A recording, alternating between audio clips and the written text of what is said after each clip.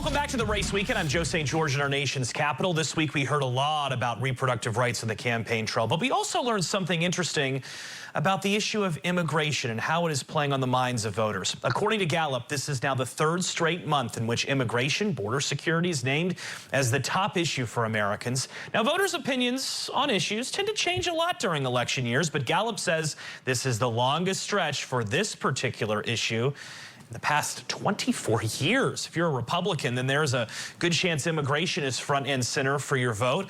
Over the past 10 years, large swaths of Republicans have listed immigration as their top issue. And while it dipped slightly last month, in February, 57% of Republican voters said this was their top issue. So will immigration outweigh things like the economy or abortion? Let's take a closer look at some of the developments we saw with this issue with our partners from Politico. It's time for another edition of our Inside the Race panel.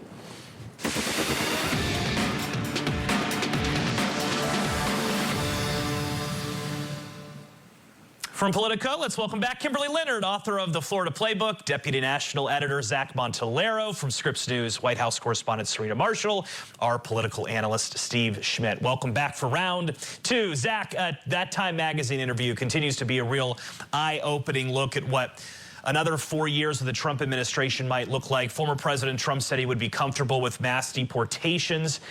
Is that a radical position? I mean, the left would certainly say so. Or would a sizable group of Americans be interested in something like this? Yeah, you know, immigration is something that has really challenged presidential candidates, for not just this year, past 8, 12 years. There's certainly a portion, and many Republicans agree with the former president. But think about all the backlash, even some of his, I'll call it less radical immigration policies drew when President Trump was president. There was the ban from certain countries. There was, the Remain in Mexico policy that he had, and he said in that Time magazine interview that he would be willing to reinstate. There was, of course, Build the Wall, which initially actually started off as not that popular, and then kind of switched and became the kind of baseline Republican talking point. Again, we're so far away from the election. We still have 6 months effectively until Election Day. We'll call it 4.5 months until people really start voting. But at least right now, it's been one of the fixations of former President Trump. And because it's one of his fixations, it's one of his base's fixations as well. And that's not to say that there aren't very serious concerns down at the border, but it's kind of a self-perpetuating cycle because the former president talks about it so much, and because it is also a very real issue. It's on the top of voters' minds. Who knows what things will look like in 6 months? Maybe something else will come back up. It could be the economy. I hate to say this out loud, 8 months before the 2020 election, no one knew what COVID was. So things can always change. But at least how dare you say that? Don't wish that upon us, Zach. Yeah. Don't wish us upon it, that, Zach. Serena, I want to go to you. I want to stay on this topic of immigration, the border a bit, because on Friday, the president announced new health care benefits for DACA recipients, immigrants who came to the U.S. illegally as children, but they have been in political limbo for years. Trump wanted to do one thing with them, Biden another, the courts having their say.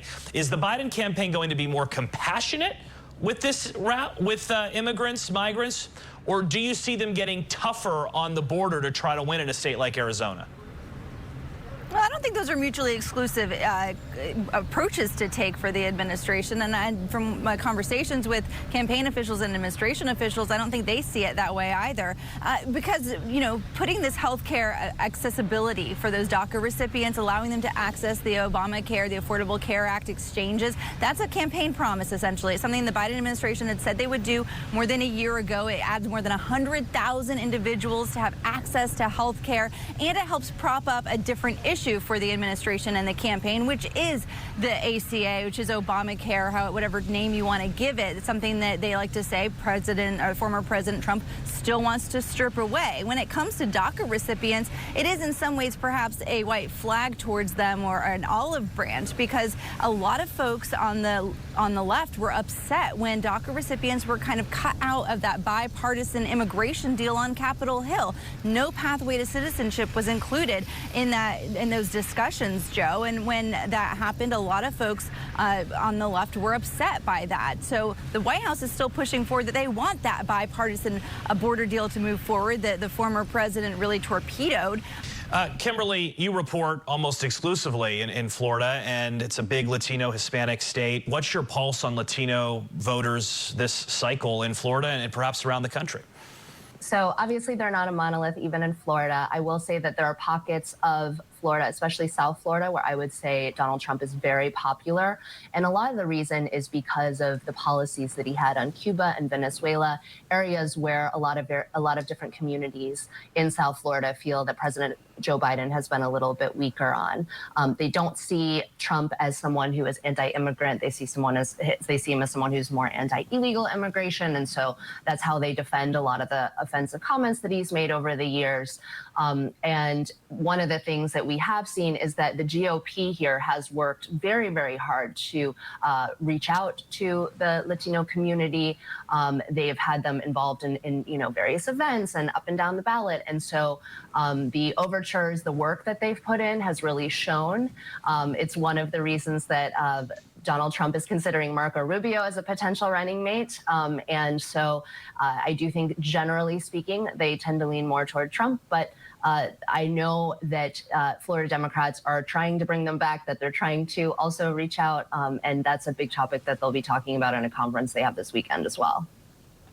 Yeah, and many of the potential Veep Stakes candidates are going to be in the Palm Beach area for that event this weekend. Steve, to you, we've talked a lot about this Time magazine interview, which Mr. Trump gave.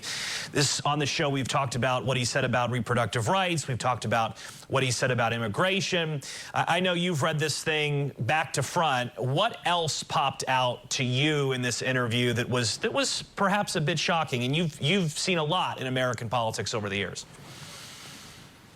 What I would say about this interview is that it is unprecedented in the broad sweep of American history. There is no nominee of either party that has ever promised to do such things, and that had any person ever promised to do them, what it would have been met with was broad denunciation across the spectrum of civil society, religious faith leaders, former presidents, bipartisan denunciations in the Congress, because it's a declaration that I will be a dictator.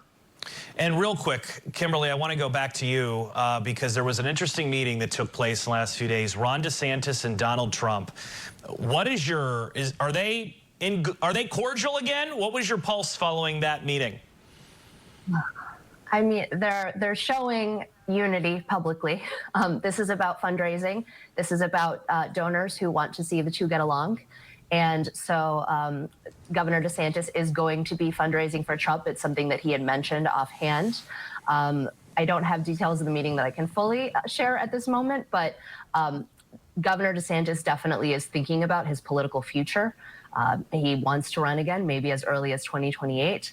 And he's been making a lot of changes to the way that he, appears to voters. He made peace with Disney recently. He's reached out to donors to show gratitude. He's done a lot of very personal posts with dogs and with his kids and, just kind of changing his image a little bit. And so at the same time, Trump was showing dominance all over Florida by endorsing different people. And so it seems to me that there became an area where it became untenable for DeSantis to still sort of go up against Trump and criticize him and criticize some of the ways that he's running his campaign while also trying to reinvent himself. It seemed to jeopardize his political future. So essentially, this is about a lot of maneuvering. This is about money. This is about ambition. And we'll kind of leave it there. Well, I need to ask the bosses for more time because we're out of time and we could have kept going for a bit. But thank you all. Kimberly, Zach, Serena, Steve. We'll talk to you all real soon. Coming up on the race weekend, a showdown is brewing on Capitol.